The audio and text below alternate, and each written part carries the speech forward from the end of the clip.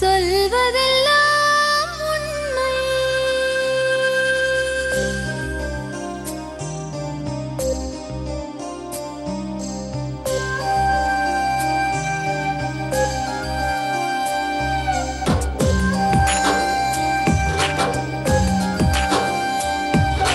நிழலாய் வழிந்தோடும் ஒரு விழியின் கதையில் மெலிதாய் ஒரு சோகம், அதை அறிவார் எவரோ.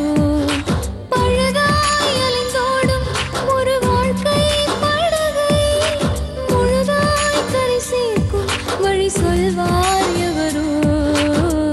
சொல்வதெல்லாம் உண்மை.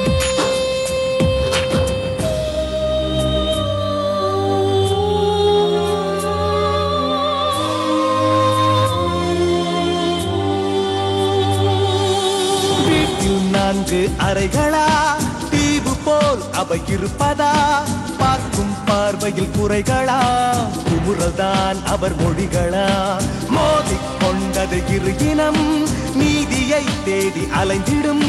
பாதிப்பென்ன பலன் என்ன, பேசினால் தெளிவாகலாம். முரண்களை நீக்கி வரங்களாய் மாற்றலாம், நிலை மாறலாம் துளி அஞ்சிலே.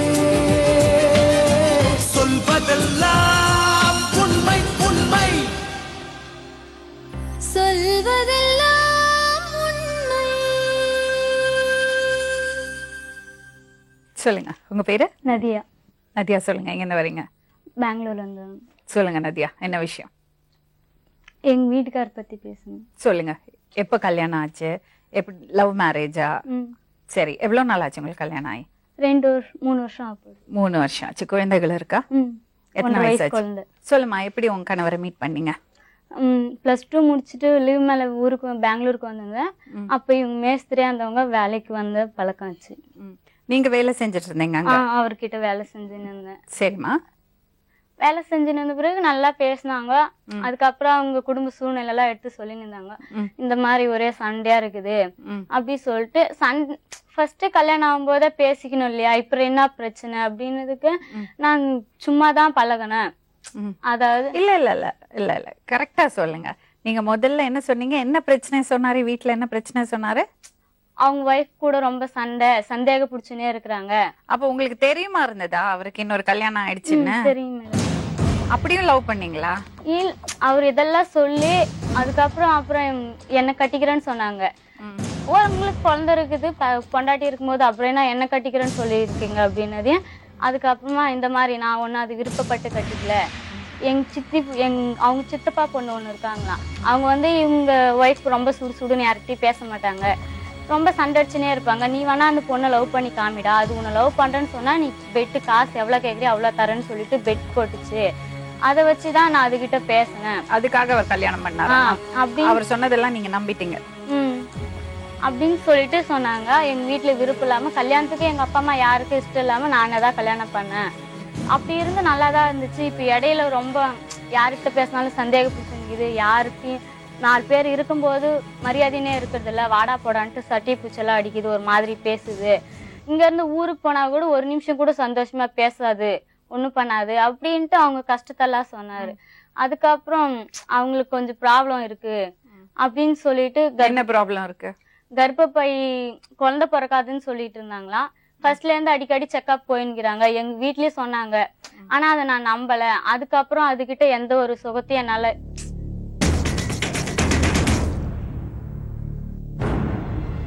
எவ்வளவு நாளைக்கு தான் இதெல்லாம் நம்பிட்டு இருக்கு? இல்ல மேடம், அப்பவும் நாங்க எதுவும் ஒத்துக்கல. எங்க வீட்டுல பொண்ணு கேட்டாங்க. எங்க அம்மா, எங்க தம்பி எல்லாம், எங்க மாமா கேட்டாங்களா, எங்க வீட்டுல யாரும் ஒத்துக்க மாட்டேன்னு சொல்லிட்டாங்க. உனக்கு கல்யாணம் ஆயிட்டு பொண்ணு இருக்கும்போது என் பொண்ணு படிச்சிருக்கிற பொண்ணு உனக்கு எப்படிப்பா நான் என்ன படிச்சிருக்கீங்க? 12th பாஸ் பண்ணிட்டீங்க. இவர் தான் எனக்கு ரிசல்ட் பார்த்தே சொன்னாரு.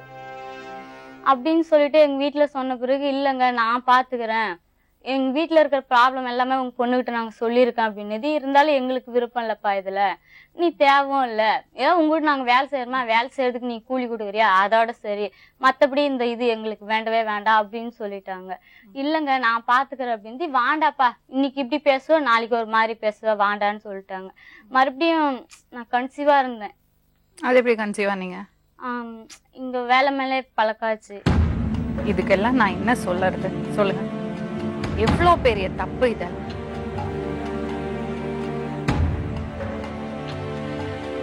பிறந்த நாளுன்னு சொல்லிட்டு ஒரு டைம் ஊருக்கு போயிட்டு வந்திருந்தாங்க. அப்போ இந்த மாதிரி நடந்துச்சு. அப்புறம் நான் கன்சீவாக இருந்தது. எங்கள் வீட்டுக்கு இவர் சொல்லவும் இல்லை, எனக்கும் தெரியாது. உடம்பு சரியில்லாமல் ஹாஸ்பிட்டலுக்கு போயிட்டு வந்தேன். அப்போ தான் சொன்னார், என்ன ஆச்சு, ஏன் ஹாஸ்பிட்டலுக்கு போயின்னுக்கிறீங்க அப்படின்ட்டு. டைஃபாய்டு ஜுரமா அப்படின்னு சொல்லிட்டு சொன்னேன். அப்புறமா இவர் கேட்டார், ஆமாம் வாமிட் வருது, ஒரு மாதிரி இருக்குது, நீ இந்த மாதிரி தான் இருக்கிற, நீ அங்கே இருந்தால் பேர் தப்பு எனக்கு தான், நீ கிளம்பி ஃபர்ஸ்ட்டு வாடினாங்க, நான் வரமாட்டேன் அப்படின்னு சொன்ன பிறகு, நாளைக்கு எனக்கு தான் கெட்ட பேர் ஆறும் பாரு, இவன் தான் பழகனா இந்த மாதிரி பண்ணிட்டான்னு.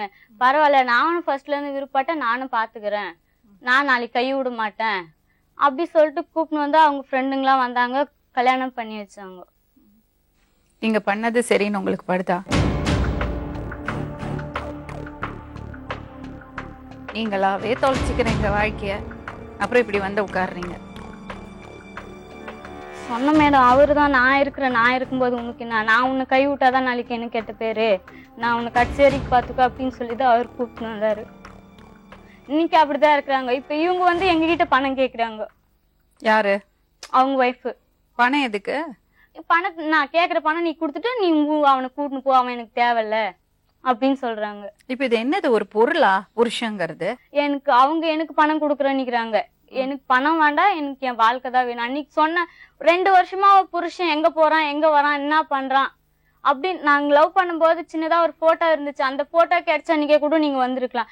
எல்லாம் சொன்ன அன்னைக்கு அதெல்லாம் இல்ல, நீங்க எல்லாம் பொய் சொல்றீங்க அப்படி சொல்லிட்டு எங்க வீட்டுக்காரே சொல்லும் போது, எவகிட்டயாவது போய் எங்கேயா வாடா, எனக்கு மாசம் இவ்வளோன்னு பிக்ஸ் பண்ணி நீ குத்துட்டு போ. அப்ப அவங்க மேலதான் எல்லா தப்பு சொல்றீங்களா அப்படின்ட்டு இவரு மனைவி மேலதான் எல்லா தப்பு சொல்றீங்களா? அவங்க அப்படின்னு சொன்னாங்கன்ட்டு இவர் வந்து எங்கிட்ட சொன்னாரு. அதே மாதிரி இப்பவும் அவங்க யாரு தப்பு பண்ணிருக்காங்கன்னு நினைக்கிறீங்க நீங்க? 3 பேருமே மேடம். அவங்க என்ன தப்பு பண்ணாங்க? முதல் மனைவி அவங்க புருஷன் சொல்லிட்டு, புருஷன் எங்க போறான், எங்க வரான், என்ன பண்றான்னு சொல்லிட்டு அவங்க புருஷன் கிட்ட ஒழுங்கா இருந்தா அவரு இன்னொருத்தி தேடி போற வேற அவசியம் இல்ல. அப்போ புருஷன் ஒழுங்கா இல்லைன்னா பொண்டாட்டி வேற ஆளை தேடி போலாமா? இப்போ உங்க புருஷன் ஒழுங்கா இல்ல, நீங்க வேற ஒரு ஆளை தேடி போவீங்களா? அது எப்படி மேடம்? அப்புறம் அப்ப ஆம்பளைக்கு ஒரு நியாயம், பொம்பளைக்கு ஒரு நியாயம்னு நீங்களே சொல்றீங்களா? அப்படிலாம் இல்ல மேடம். அப்புறம் அவங்கள எதுக்கு குறை சொல்றீங்க? அவங்கள குறை சொல்றேன்னா இப்ப நானும் இருப்பேன், நீ இருந்துட்டு ஏதாவது ஒரு வார்த்தை சொல்லணும். இப்ப பணம் கேக்குறாங்க, நாங்க எங்க மேடம்? நான் இருப்பேன், நானும் இருப்பேன், நீங்க இருங்கன்னு எப்படிமா சொல்லுவா? அவ புருஷன்ல அவங்களுக்கு தெரியும்ல மேடம். உங்களுக்கு தெரியும்ல, அவங்க முதல்ல கல்யாணம் பண்ணிருக்காங்கன்னு. வாங்கம்மா, வணக்கம், உட்காருங்க.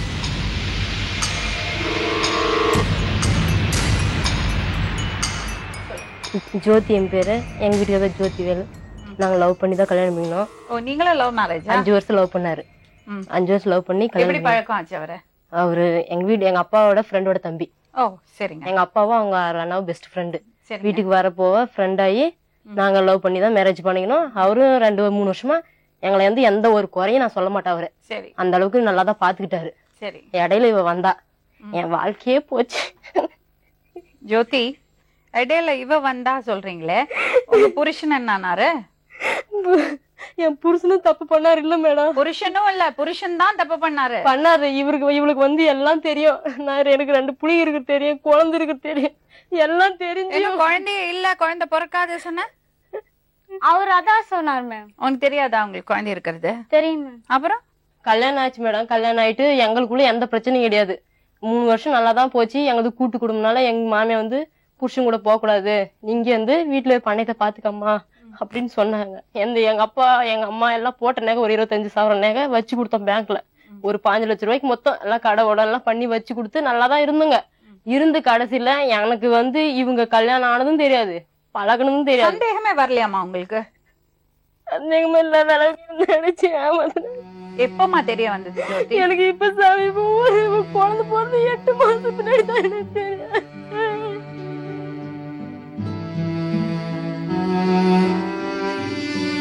உங்களுக்கு எப்ப தெரிய வந்தது இவங்க கல்யாணம் பண்ணிட்டாங்கன்னு?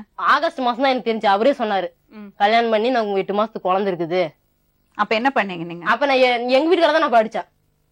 நான் உன்ன நம்பிதானே வந்தேன். நான் எங்க அப்பா எங்க அம்மா வேணாம் சொன்னாங்க, நான் உன்ன நம்பிதானே வந்தேன். எதுக்கு நீ ஏமாத்தனா? அவரு என்னன்னா தெரிஞ்சு தொட்டுட்டேன். என்னால ஒரு குழந்தை உண்டாச்சு, நான் கல்யாணம் பண்ணிக்கினேன், உன்னை நான் எப்படி வச்சுக்கணும் அப்படி வச்சுக்கணும்னு சொன்னதே அவர்கிட்ட தான் நான் சண்டை போடுவேனே தவிர இவங்க கிட்ட போய் கேட்கல. அப்பயும் எனக்கு மனசு கேட்கல. நம்மள மாதிரி ஒரு பொண்ணு தானே இவகிட்ட போய் பேசல. உட்காருமா. நீ தெரிஞ்சு பண்ண தப்பு வேணா என் பையன் எங்க வீட்டுக்கார பண்ணதுக்கு உன் குழந்தைய கொடுத்துரு, பையனை கொடுத்துரு, நான் என் பிள்ளை மாதிரி நான் வளர்த்துக்கிறேன், என் வாழ்க்கையை விட்டுட்டு போயிருன்னு இவகிட்ட நல்ல முறையே பேசலாம். அவ ஒத்துக்கல அதுக்கு. சரி, நீங்க யாருப்பா? பொண்ணோட தம்பி. தம்பி, சொல்லுங்கப்பா, என்ன நடக்குது? 2 பேரும் தெரியாமலே கல்யாணம் பண்ணிட்டாங்க மேடம்.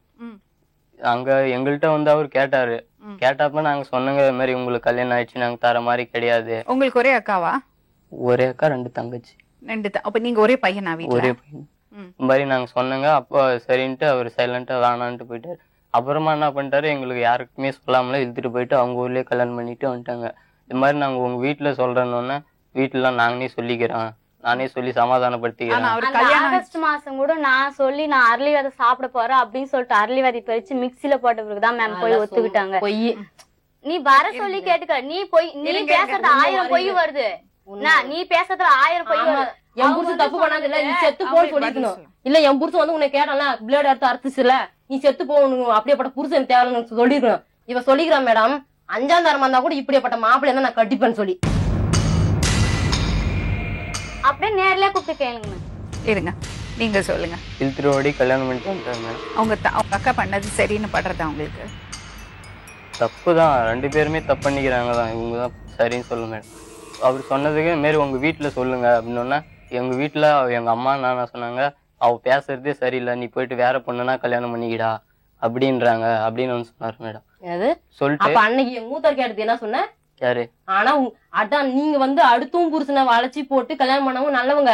இன்னைக்கு நான் நான் நிக்கிறவன், நீ கெட்டவன். என் மாமியா சொன்னாலா, நீ இந்த வார்த்தையில என் மாமியாக்கு முன்னாடி வந்து பேசிருக்கணும். உங்க வீட்டுக்காரர் வந்து எங்கள்கிட்ட சொன்னது நாங்க சொல்லுங்க. எங்க வீட்டுக்காரர் ஒரு பத்தி நீ பேசுறே, நீ சொல்லு. நான் உனக்கு சொல்றேன் பாரு, ஒரு பொண்ணு அந்த அவன் செத்து போனா கூட நான் உங்ககிட்ட வரமாட்டேன்னு சொல்லிடுவேன். கல்யாணம் எப்ப பண்ணான்னு கேளுங்க மேடம். 5 மாசம் வவுத்துல குழந்தை இருக்கும் போது சொன்னாவ. அப்பனா எந்த அளவுக்கு இவங்க பெத்து வளர்த்திருப்பாங்க சொல்லுங்க போல. இவங்களுக்கு தெரியாது 5 மாசம். உங்க வீட்டுக்காரனை பத்தி அந்த கம்பி காட்டுற வேலை மேல கேட்டு பாரு. உங்க வீட்டுக்கார லட்சம் தெரியும். தெரியும், எல்லா லட்சம் தெரியும். ஒரே நிமிஷம், என்னமா லட்சணம் தெரியும்? தெரியாது. எதுக்கு வந்து ஒரு நிமிஷம், என்ன லட்சணம் தெரியுமா? மேம், நான் வாண்டான்னு சொல்லும் போதே இழுத்து செவுத்துல அடிச்சு அந்த மாதிரி நடந்துச்சு. அது எனக்கு விருப்பம் இல்லாம நடந்தது. விருப்பம் நடந்து ஒண்ணுதான். ஒரே நாள்ல உனக்கு குழந்தை வந்துச்சா? நான் உனக்கு கேக்குறேன். சரி இரு, உங்க வீட்டுக்காரங்க கூட தான் உன் பொண்ணுக்கு வந்து ஒரு நாள் தான் உங்ககிட்ட படுத்தேன்னு சொன்னா, ஒரே நாள் உனக்கு புள்ள வந்துருச்சா?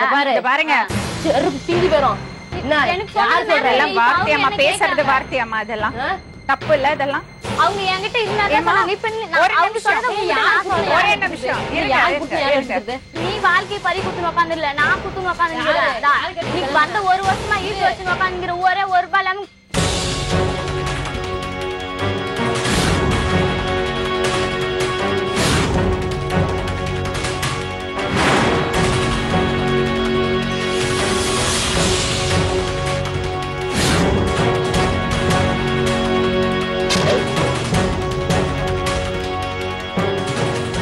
பையன் பிறந்து ஆபரேஷன் பண்ணி இவ்வளவு பார்த்தாடிக்கு அவருக்கு வரல கூட என் மேல பண்ணல சத்தியமா.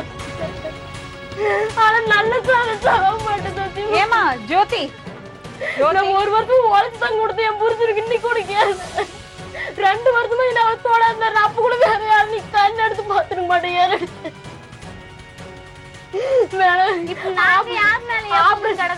ஆபரேஷன் பண்ணி 1 மாசம் கூட ஆகல மேடம். பண்ணத்துல செஞ்சு என் பையன் தண்ணில விழுந்து சாவு. அவர் வந்த அன்னைக்கு என் பையன் செத்து போய் 3 நாள் ஆயிருக்கும். போன் பண்ணி சொல்லி கூட அனுப்பல மேடம். நாக்கெல்லாம் வெளியே தள்ளி பையனை ஒரு கால் இருக்கும். அன்னைக்கு கூட என் புரிஞ்சு வந்து எங்களை பாருங்க. சத்தியமா சொல்றேன், யாருக்கு எந்த பாவம் இல்ல. ஆனா என் பொருளை எடுத்துக்கிட்டு தட்டி பண்ணி நல்லா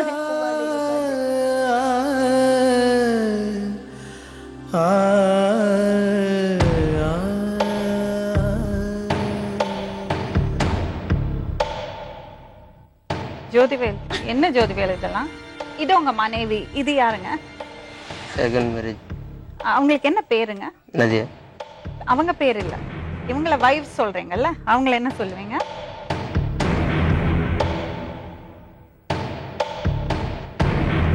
பத்தியா, மனைவின்னு சொல்றாரா? நதியா சொல்லாத அன்னைக்கு நேரத்துக்கு வந்து கெஞ்சினேன். சொல்லுங்க சார். ஃபஸ்ட்டு எங்கள் அண்ணா கிட்ட வேலை செய்யும் போது அவங்க வேலைக்கு வந்திருந்தாங்க ஸ்கூல் லீவில். அப்போ அங்கே வேலை செஞ்சுட்டு இருக்கும்போது வந்து ஒரு 3 நாள் கழிச்சு என்ன கட்டிக்கின்னு கேட்டாங்க. அவங்க கேட்டாங்களா? அவங்க வந்து வேலை மேலே இதெல்லாம் என் புள்ள எனக்கு ஒரு புள்ள இருக்குது. அந்த புள்ள மேல சத்தியமா இவங்களை இது வரைக்கும் நான் கட்டிக்கிறேன்னு நான் ஒரு வார்த்தை கூட கேட்டது இல்ல மேம். ஐயோ இல்லை சாமி. ஸ்டார்டிங்கில் வந்து 3 நாள் வேலை செஞ்சுருக்கும் போது நான் எப்போ வந்து வேலை மேலே தான் செஞ்சுட்டே இருப்பேன். யாருக்கிட்ட லேடிஸ் கிட்ட அதிக பேச்சுவார்த்தை எதுவும் கிடையாது. இது வரையும் வேலைன்னா என் வேலை செஞ்சுட்டு சாப்பாடு செஞ்சு சாப்பிட்டு செட்டில் தான் இருப்பேன். எங்கள் அண்ணா கிட்ட தான் வேலை செய்வேன். இன்ஜினியருக்கு எப்படி இருக்குன்னு எனக்கு தெரியும். நான் 6 வருஷமாக அவர்கிட்ட வேலை செஞ்சுருக்கிறேன். இது வரையும் ஒரு தப்பு கூட என் மேலே சொல்லியிருக்க மாட்டாங்க. அந்த அளவுக்கு நான் பொம்பளைங்க கிட்டேயோ யாருக்கிட்டையும் வேலை செய்கிற இடத்துல கூட வயசானவங்க தான் கை கட்டு வச்சு வேலை செய்வேன். அந்த மாதிரி இருக்கிற எல்லாம் உனக்கு நல்ல பழக்கம் எல்லாம் உனக்கு பிடிச்சிருக்கு அந்த மாதிரி இருக்குன்னு சொல்லி தான் எங்கிட்ட இவங்க ஃபஸ்ட்டு பேச்சுவார்த்தை தொடர்ந்தது. அதுக்கு மேலே தான் இந்த பிரச்சனைலாம் இவ்வளோ அப்படி வளர்ந்துட்டு வந்தது. அதுக்கப்புறம் என்ன ஆச்சு? அதுக்கு மேலே ஒரு 1 இயர் அவங்க மறுபடியும் ஊருக்கு போயிட்டாங்க. போயிட்டு மறுபடியும் ஊர்லேருந்து ஃபோன் பண்ணுவாங்க, பேசுவாங்க. அப்புறமா மறுபடியும் லீவில் வந்து அப்புறம் இவ்வளோ அவங்க அம்மாவுக்கு எல்லா விஷயமும் தெரியும். கூட தான் இருந்தாங்க. அவங்க தான் உங்களை இழுத்தாங்க. ஸ்டார்டிங் பேச்சு வந்து இவ்வளோ ஃபர்ஸ்ட் இவ்வளோ பேச்சு இதில் நடந்ததுனால தான் இவ்வளோ ப்ராப்ளம் வந்திருக்குது. என்னம்மா பாரு, சரி ஸ்டார்டிங் நான் தான் ஒண்ணு இழுத்தேன். பேசலையா? இரு பேசணும்தான். நீ என்ன கட்டிக்க. நீ சொல்ல நான் இந்த மாதிரி இவ்வளோ அடக்கு ஒடுக்கமா இவ்வளோ வேலை செஞ்சுற இந்த மாதிரி ஒரு ஒழுக்கமா எந்த ஒரு கெட்ட பழக்கம் இல்லாம இருக்கு. உன்ன மாதிரி ஒரு 4வது ஆரமா இருந்தா கூட உன்ன மாதிரி ஒரு நல்லவனை கட்டிக்கலாம் நல்லது அப்படின்னு நீ சொல்ல. நான் உங்ககிட்ட சொன்னேன். சொல்ல இந்த வார்த்தை இல்ல நான் உங்ககிட்ட சொன்னேன். எனக்கு ஒரு புள்ள இருக்குது இழுத்து போட்டு தாண்டறேன். நான் இந்த வார்த்தை சொன்னேன். அவங்க 2 வச்சுக்கிறாங்க தாண்டிட்டு விடு. எங்க இன்ஜினியருக்கு சரிங்க, அவங்க விருப்பப்பட்டே வந்தாலும் நீங்க அந்த மாதிரி தப்பு பண்ணீங்க. உங்களுக்கு பொண்டாட்டி பிள்ளைங்க இருக்குல்ல, இவங்க என்ன ஆவாங்க? அதுதான் நான் செஞ்ச தப்பு. தப்பு பண்ணி முடிச்சுட்டு அதுதான் நான் செஞ்ச தப்புன்னா இதை எப்படி சால்வ் பண்ண போறீங்க? 2 பொண்டாட்டி வந்தா நாங்க யாரு பக்கம் பேசுறது? இப்ப நீ இதுல பிரச்சனையே இல்லை. ஏன்னா நீங்க அவங்க பொண்டாட்டினே சொல்லல, மனைவின்னே உன்னை ஏத்துக்கல. அவரு எப்படி ஏத்துப்பாரு? சொன்னாரா பாத்தியா? அவங்க அனுப்பி விட்டவங்க யாருன்னு கேளுங்க மேடம். அது சொல்லுங்க. அனுப்பி விட்டு துணி பேக் எல்லாம் கொடுத்து அவங்கள எங்க வீட்டுல கூட்டு வந்து யாரு விட்டதுன்னு மட்டும் சொல்ல சொல்லுங்க. யாராவது கொண்டு வந்து விட்டாங்களா? இல்ல ஊர்ல இருந்து போன் பண்ணாங்க வந்து கூட்டு போக சொல்லி. யாரு இவங்க? ஏன்? அவங்க பாட்டி வீட்டுல இருந்து அவங்க வீட்டுக்கு நான் போயிட்டு சரி வரேன்னு சொல்லிட்டு வரும்போது அவங்க ஊர் வந்து அவங்க அம்மா தான் கூட அனுப்பிச்சு வச்சாங்க. அப்ப இவங்க மாசமா இருந்தாங்களா? ஆமா. இவ்வளவு பிரச்சனை ஆகி நான் 1 வருஷம் ஆகுது மேடம் போய். சரி நம்மளாட்ட ஒரு பொண்ணு அவளா வந்து ஏதாச்சும் சொல்லிட்டு போவா அப்படின்ட்டு இவர் கூட சண்டை போடுறதோட நான் நிறுத்திக்கினேன். நான் அப்படியே கூட நீ தப்பு பண்ணல. நான் அவன் கூட ஒகேனக்கல்ல இருந்தா என்கிட்ட ஆதாரம் நீ அடுத்த புருஷனை பறிச்சு அப்படி கூட இருந்திருக்கலாம். அது ஒண்ணு என்ன ஆதாரம் இருக்குது இல்ல? நான் இந்த புள்ளியா என் புருஷனுக்கு பிறக்கலன்னு தானே சொன்னேன். ஆமா என் புருஷனுக்கு நான் இது சொல்லுவேன். இவங்க 2 பேரும் இப்படி சண்டை போட்டுக்கிறதுக்குன்னா வெளியிலேயே பண்ணிருக்கலாமே. எதுக்கு சொல்வதெல்லாம் உண்மைக்கு வந்தீங்க? இல்ல மேம், இவங்க ஒரு வார்த்தை விடுவாங்க, நான் ஒரு வார்த்தை விடுவேன். நீங்க அதிகம். ஹலோ நதியா, நீங்க 2 பேரும் வார்த்தை விட்டுட்டே இருங்க. ப்ராப்ளம் எப்படி சால்வ் ஆகும்? அவர் ராஜா மாதிரி உட்கார்ந்து இருக்காரு பாரு. யாரோ 2 பேர் பேசிட்டு இருக்காங்க, நம்ம சும்மா உட்கார்ந்து கேட்டுட்டு இருப்போம்னு. என்ன ஜோதி? அப்புறம் அவங்க கொஞ்சம் சைலண்டா போயிருந்தா ப்ராப்ளம் இல்ல. யாரு சைலண்டா போயிருந்தா? அவங்க என்ன பண்ணி இருக்கணும்ங்கறீங்க? இவ்வளவு ப்ராப்ளம் ஆகி ஸ்டார்டிங்லயே இந்த மாதிரி ப்ராப்ளம்னா கூட அவங்க மேரேஜ் எனக்கு பண்ணதுக்கு முன்னாடியே எங்கிட்ட சொல்லியிருக்கிறாங்க. அப்படி உனக்கு ஒரு ப்ராப்ளம்னு வந்தா நாளைக்கு எங்க அப்பா கூட இந்த மாதிரி வேற ஒருத்தர் கூட போயிட்டாங்க, எங்க அப்பா அம்மா இல்லாம நாங்க எவ்வளவு கஷ்டப்பட்டோம்னு தெரியும். நாளைக்கு அந்த மாதிரி உனக்கு ஒரு ப்ராப்ளம் தான் நான் தொலைவா இருந்து கூட நான் பொழிச்சுக்கிறேன், உங்க குடும்பத்தை எந்த டிஸ்டர்ப் பண்ண மாட்டேன் அப்படி எல்லாம் என்கிட்ட சொல்லிதான் நான் வந்து எந்த ஒரு யாருக்கிட்டையும் அந்த மாதிரி என்ன வயசுமா உனக்கு? எனக்கு 20 வயசு. 21. 12th ஸ்டாண்டர்ட் படிச்சல நீ. உனக்கு விவரம் இருந்திருக்கணும்ல. நீ புத்திசாலி பொண்ணு தானே? இப்ப சொல்லு. இவங்க சொன்னாங்க எனக்கு என் பொண்டாட்டி பல்ல கூட வேண்டாம், எங்க வீட்டுல வந்து கேட்டதுக்கு எங்க வீட்டுல யாரும் ஒத்துக்க மாட்டேங்கிறாங்க அப்படின்னு சொன்னதுக்கு எனக்கு அவங்க கூட வேண்டாம், நம்ம கிளம்பி எங்கேயாவது கோயம்புத்தூருக்கு போயிடலாம் அப்படின்னு சொன்னதுதான். அது கூட நான் ஒதுங்கி நிக்கிறேன்னு சொல்ல. இன்னைக்கு நாங்க எப்படி எங்க அப்பா விட்டு பிரிஞ்சு துவைக்கமா, நாளைக்கு அந்த பசங்களும் அந்த மாதிரி துவைக்க கூடாது. அப்ப நீ எனக்கு வாழ்க்கை பிச்சு போற மாதிரி இது சொன்னா இல்லன்னா அப்படியே நேர்ல கேளுங்க மேம். ஜோதிவேல், உங்களுக்கு நிஜமாவே இவங்க 2 பேர்ல யார் மேல பாசமா இருக்கீங்க? எந்த உண்மை? உங்களுக்கு யாரோட வாழணும்? அப்ப அவங்களுக்கு பதில் சொல்லுங்க. இந்த பணம் தரனா செருப்பு பிஞ்சுக்கும். பணம் தர விஷயம் மட்டும்தான். பணத்துக்காக என்ன கூப்பிட்டு வந்த அதுக்கு நான் எங்க கிடைக்கல பணம் அன்னைக்கும் பொண்டாட்டி சொன்ன மாதிரி எவங்கிட்ட பணம் கூட்டு போய் படுக்க வேண்டியது தானே. இந்த வார்த்தைலாம் தேவையில்லாத வார்த்தை. இல்ல அன்னைக்கு சொன்னாங்களே அன்னைக்கு போக வேண்டியது தானே. நான் வந்து உங்களுக்கு இந்த ப்ராப்ளம் வரதுக்கு முன்னாடி எங்கள் வீட்டில் இவ்வளோ நாள் தெரிஞ்சு வந்து இவ்வளோ அமைதியாக இருந்தது யாரும் அந்த அளவுக்கு இருந்திருக்க மாட்டாங்க. அதுக்கு தகுந்த மாதிரி பேசும்போது அங்கே இன்ஜினியர் கிட்ட வச்சு பேசும்போது சால்வ் பண்ணி போவாங்கன்னு சொன்னால் நீங்கள் வந்து எதுக்கும் அட்ஜஸ்ட் ஆகல. என்ன சொல்றாரு, ஃபார்மாலிட்டிக்கு நாங்கள் விட்டு போற மாதிரி ஒரு கையெழுத்து போட்டு கொடுங்க, அந்த பொண்ணுகிட்ட கொடுத்துட்டு நான் வேணா உங்களை எங்கன்னா வெளியில வச்சிருந்து வேணா வந்து பாத்துக்கிறேன், ஆனா அவங்களுக்கு சொல்லிட்டு கையெழுத்து போட்டு கொடுக்குறேன்ட்டு அப்படின்னு இவரு சொல்றாரு. மேம் இன்னைக்கு 2 வருஷம் விட்டு தெரிஞ்சது, அவர் கையெழுத்து போட்டு விட்டு இன்னும் 10 வருஷம் விட்டு தெரிஞ்சு சண்டை வராதுன்னு என்ன இருந்துச்சு. அவர் அப்படி கேட்கவே கிடையாது. கேளுங்க நீங்க கேளுங்க, அவர்கிட்ட கேளுங்க. கேம் ப்ளே கேட்டாரா இல்லையா கேளுங்க. இது என்ன ஒரு கேமா? கேம் எல்லாம் விளையாடல. அப்புறம் இல்ல ஒரு குடும்பம் ஆயாச்சு, 2 குழந்தைகள் ஆயாச்சு, குடும்பத்தை பார்த்துட்டு வேலை செஞ்சுட்டு ஒழுக்கமா இருக்க வேண்டியது தானே. எதுக்கு இந்த வம்பெல்லாம்? ஸ்டார்டிங் அவங்க வந்து எங்கிட்ட பேசுறது இவ்வளவு ப்ராப்ளம் இல்ல. நீங்க உறுதியா இருக்க வேண்டியது தானே. நான் ஸ்டாண்டர்டா தான் இருந்தேன். அவங்க பண்ணிட்டாங்களா? டெய்லி போன் பண்ணி பேசுவாங்க ஊர்ல இருந்து. இல்ல நான் கேக்குறேன், நீங்க ரொம்ப கரெக்டா இருந்தீங்க, அவங்க உங்களை வற்புறுத்தி உங்க கூட ஸ்டார்டிங்ல நம்ம கிட்ட இந்த அளவுக்கு பேசாம இருந்தா எனக்கு இந்த ப்ராப்ளமே இல்ல. நீங்க அவ பேசி இருந்தாலும் அவ சின்ன பொண்ணு, நீங்க உறுதியா இருக்க வேண்டியதுதானே. ஃபேமிலி மேன் தானே. எனக்கு கல்யாணம் ஆகி மேரேஜ் இருக்கிறது, என் குழந்தை வச்சிருந்தது எல்லாமே தெரியும். இருக்கட்டுமேங்க. அப்ப அவளை 2 தட்டு தட்டுறது திட்டுறது, நீங்க அவங்களுக்கு பாஸ் தானே. தப்புமா, நீ சின்ன பொண்ணு ஒழுக்கமா இருன்னு சொல்லி கொடுக்க வேண்டியது. ஏன் அந்த புத்தி இருக்குல்ல உங்களுக்கு? இவங்க வந்து மேல போய் விழுந்தாங்களாமா, அதனால அவர் தப்பு பண்ணிட்டாராம். அப்படி இல்ல. இவங்க என்ன சொல்றாங்க, வற்புறுத்தி என்ன மேல தப்பு பண்ணிட்டாரு. இல்ல மேடம், அதுக்கு முன்னே என் கூட படத்துக்கு கோயிலுக்கு எல்லாமே என் கூட வந்திருக்கிறாங்க, செஞ்சிருக்கிறாங்க. அவங்க கம்பல் பண்ணி உங்களுக்கு சொன்னாங்களா? இல்ல கூட்டிட்டு போங்க, கோயிலுக்கு கூட்டிட்டு போங்க. அப்படி இல்ல. நார்மலா ஃபர்ஸ்ட் இருந்து என்கிட்ட அவங்க வந்த புதுசுல இருந்து என்கிட்ட கட்டிக்கிறதா விரும்பி இருந்தாங்க. புரியுறதாமா இப்போ நதியா? இல்ல மேம். உன் மேல என்ன மரியாதை வச்சிருக்காருன்னு தெரியறதா? இந்த மாதிரி இருக்கிறது பெண்களை ஆண்கள் எப்படி பாக்குறாங்க பாருங்க.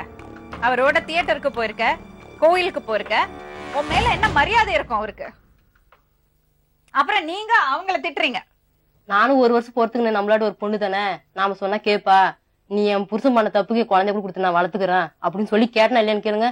நீ உன் வாழ்க்கையை பாத்துக்க, நான் என் வாழ்க்கையில் குறுக்கிடாத, தெரிஞ்சு தெரியாத பணம் கேட்டனா இல்லையான்னு சொல்லுங்க. அவங்க கூப்பிட்டு வச்சு பேசுங்க, என்ன சொன்னான்னு கேளுங்க. நான் என்னால முடியல, ஆனா நீங்க தான் எனக்கு ஒரு நானும் என் பிள்ளைங்க நான் இங்கிருந்து என் புருஷனோட போகலாம், நான் உயிரோட இருக்க மாட்டேங்க. நானு உன் புருஷன் உங்க கூட வரதுக்கு தான் விருப்பப்படுறாருமா?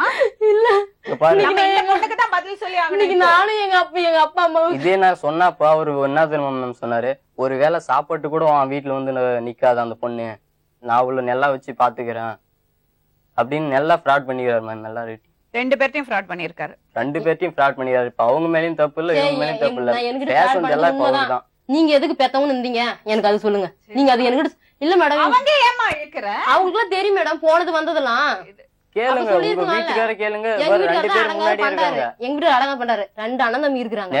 வந்து இப்படி செய்யறாருன்ட்டு அவங்க கிட்ட யாருன்னா சொல்லிக்கலாம்ல. நீ பாலாஜி அவங்க தங்கச்சி கல்யாணத்துக்கு வந்தல்ல, அப்ப சொல்லிக்கலாம்ல உங்க வீட்டுக்காரி எங்க அக்கால கட்டிக்கிறாரு. அதுக்கு முன்னாடி தெரிஞ்சிட்டாரு உங்க வீட்டுக்காரு. தெரிஞ்சிடுச்சு. தெரிஞ்சா எந்த பொம்மை நாட்டியுமே தெரிஞ்சா யாரும் உனக்கு போட்டோ புடிச்சது உங்க கையில சிக்கி நீ கம்முன்னு தானே. அதுதான் மூர்த்தி பண்டாட்டு சொன்னா, அவளுக்கு பணம் வந்தா மட்டும் போதும் தானே, வாந்த எங்க போனான்னு தேவையில்ல அப்படின்னு தான் அவ சொல்றா. எப்படி பேசுறான்ட்டு நான் ஒரு என்னமா பேசுறேன் நீ? இல்ல நான் அவங்க என்ன வார்த்தை தப்பெல்லாம் பண்ணிட்டு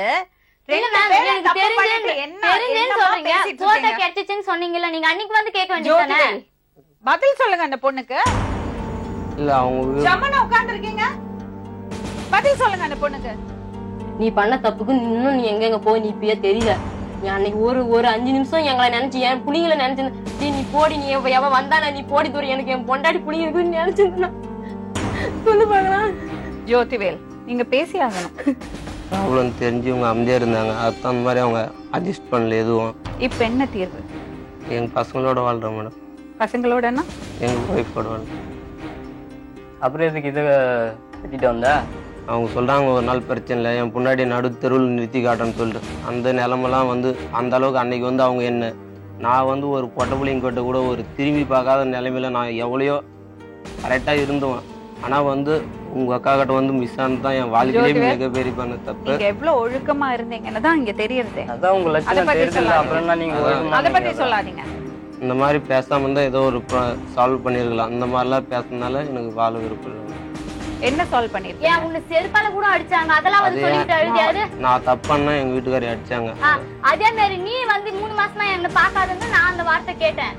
அது வந்து ப்ராப்ளம் இருக்கும்போது உனக்கு வந்து கல்யாணம் மேரேஜுக்கு முன்னாடி இந்த மாதிரி ஏதாவது ப்ராப்ளம் வந்தா கூட உனக்கிட்ட வந்து சொல்லிடு, எல்லாம் தான் சொல்லி தான். எங்கள் வீட்லேயே வந்து ப்ராப்ளம் பண்ணால் கூட நீ அட்ஜஸ்ட் பண்ணி போகணும், நீ தப்பு பண்ணியிருக்கிற, எங்க கூட தெரிஞ்சே மேரேஜ் பண்ணிக்கணும்னு சொல்லி உனக்கு சொல்லியிருக்கிறேன். ஆனால் வந்து நீ அதுக்கு தகுந்த மாதிரி எனக்கு நடந்துக்கல.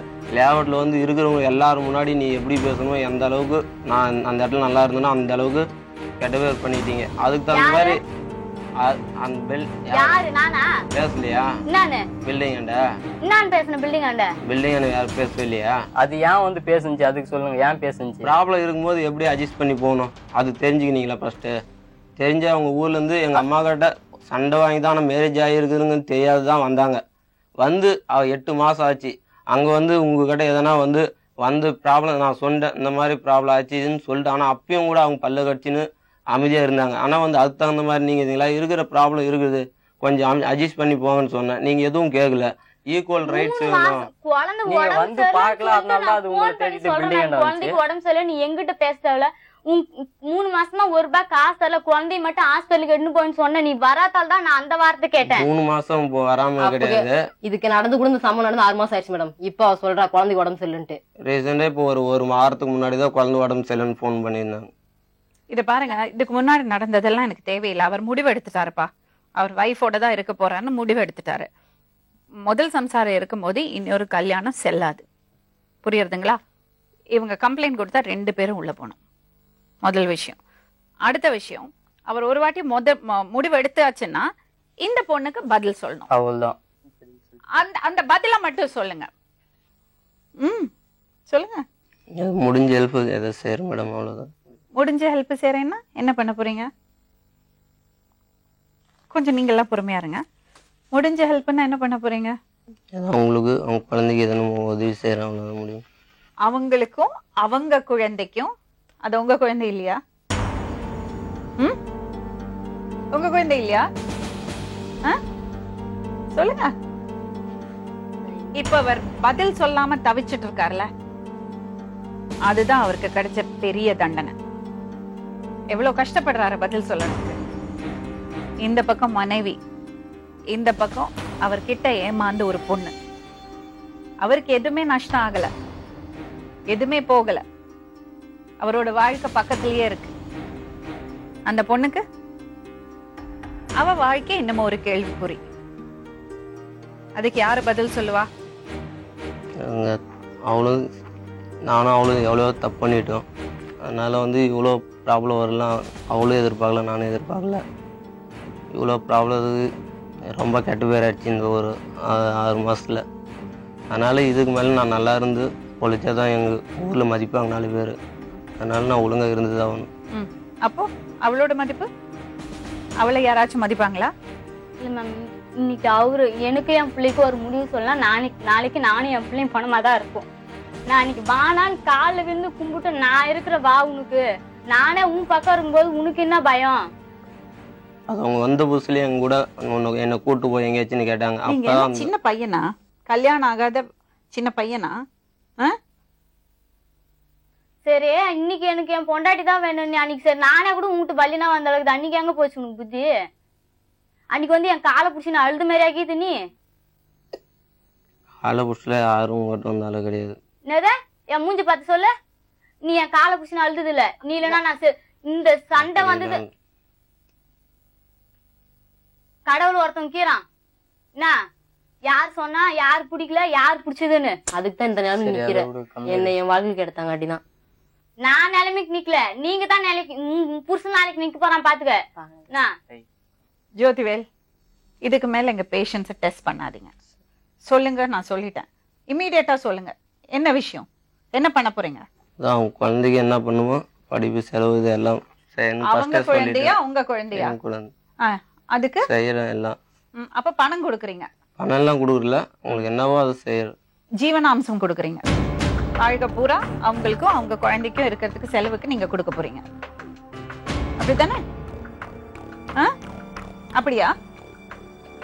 சொல்லுங்க, நீ என்னமா சொல்ற? என்னால அப்படி இருக்க முடியாது மேம். சட்டப்படி இதுக்கு என்ன பண்ணலாம்? ஒரு வழி இருக்கு, நீங்க கம்ப்ளைண்ட் கொடுக்கலாம் அவர் மேல. ஆமாம். இப்ப நாங்க வந்து லாயர்கிட்ட பேசணும், நம்பர் போடலாம். வணக்கம்.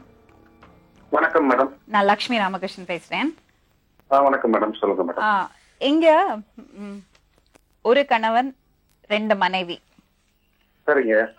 ஒரு பொண்ணை கல்யாணம் பண்ணி 7 வருஷம் அவங்களோட இருந்து 2 பிள்ளைங்க இருக்கு. அதுக்கப்புறம் இன்னொரு பொண்ணை கல்யாணம் பண்ணியிருக்காரு. அந்த பொண்ணுக்கு ஒரு குழந்தை இருக்கு. இப்ப என்னன்னா, இந்த 2வது கல்யாணம் பண்ண பொண்ணுக்கு தெரியுமா இருந்தது அவருக்கு ஆல்ரெடி ஒரு மனைவி இருக்காங்க, பிள்ளைங்க இருக்குன்னு அவளுக்கு தெரியும். தெரிஞ்சும் அவ கல்யாணம் பண்ணிருக்கா. இந்த மாதிரி ஒரு வழக்குக்கு என்னதான் முடிவு, என்ன பண்ணணும்? அது 2 மனைவிகளுமே வந்துட்டு பிரச்சனை இல்லாம வாழ்ந்துக்கிட்டாங்கன்னா சட்டம் அவங்களை ஒண்ணும் செய்ய போறது இல்ல.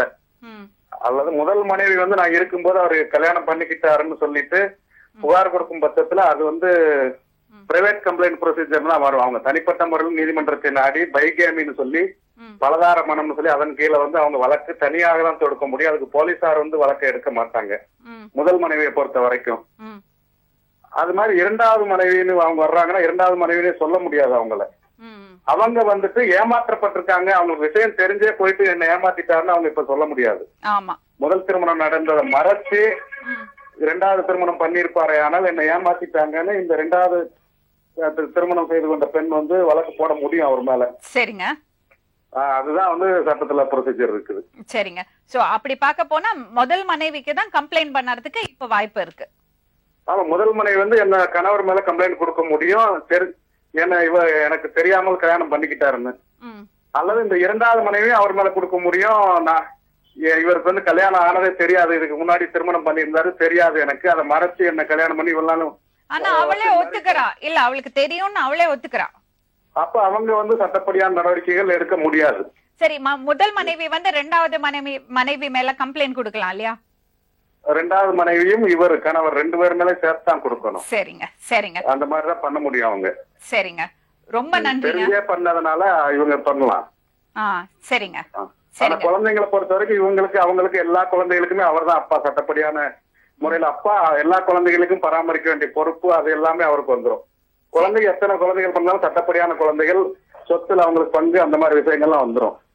மனைவின்றது முதல்ல கல்யாணம் பண்ண மனைவி டைவர்ஸ் பண்ணாத வரைக்கும் 2வது மனைவிக்கு அந்த மனைவின்ற ஸ்டேட்டஸ் கொடுக்க முடியாது. கிடையாது. சரிங்க, ரொம்ப நன்றிங்க. இதுக்கு அப்புறம் என்னதான் முடியும் மேம்? அதுதான் அவர் சொல்றதுதான்.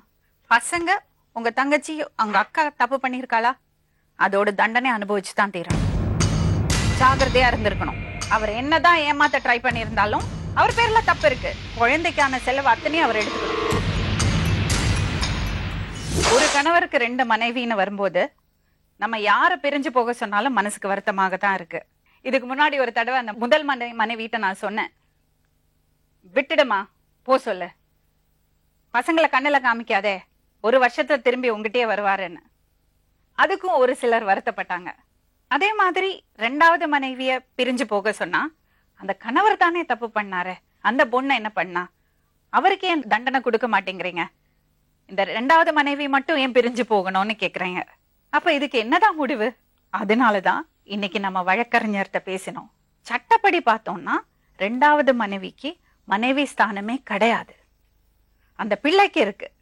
அப்பாங்கிற ஸ்தானத்துல அவர் என்னென்ன பண்ணமோ, அந்த பிள்ளைக்கு என்னென்ன சட்டப்படி என்னென்ன அதிகாரம் இருக்கோ எல்லாமே அந்த பிள்ளைக்கு இருக்கு.